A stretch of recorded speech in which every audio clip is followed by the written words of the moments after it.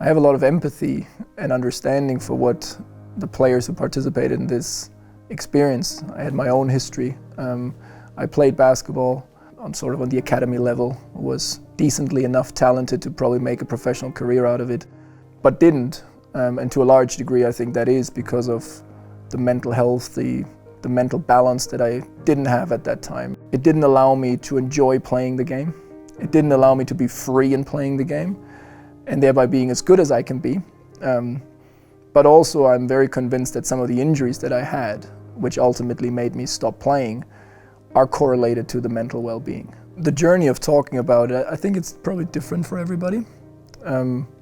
My journey of talking about it was actually with myself in the form of writing it down.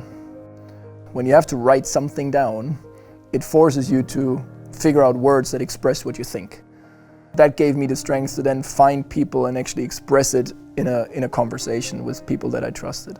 But talk to a friend, or talk to a teammate, talk to somebody you trust, player union if that's who you trust, right?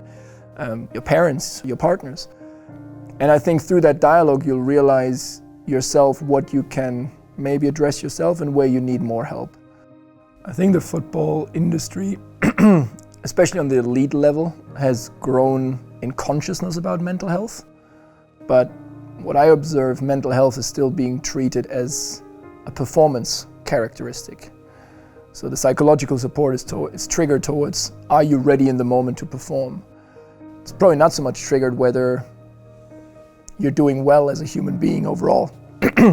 We care a lot about their physical performance. We watch them, we measure everything, we do all kinds of scientific exercises to get them better and better. But we don't care enough about what's happening in their minds. But more broadly, I mean, when you just look at the work that we're doing, and the behavior of clubs or the behavior of certain individuals, I think they put mental challenges on players sometimes quite on purpose. If you decide to, not because of economic capacity, but because you don't like a player any longer and you decide to not pay them, or you decide that they should train on their own, I mean, that's consciously putting somebody in a psychologically challenging situation. Professional sport's not very empathetic. It's not an environment that encourages people to face weaknesses. The culture of the sport is you gotta deliver. Today's the game and it matters.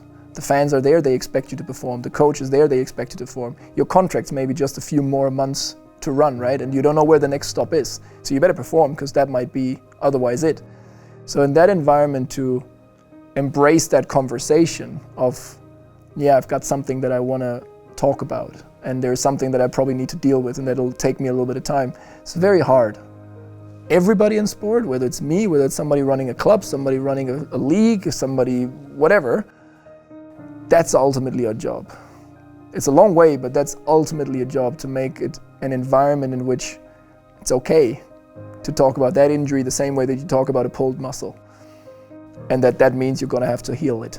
And that doesn't cost you your job, or that you're not gonna be looked at as weak, or that you're not gonna be looked at as somebody who can't be relied upon, but actually somebody who's strong and who's facing it and who's gonna embrace it and is gonna deal with it and come out on the other side a stronger person than they were going in.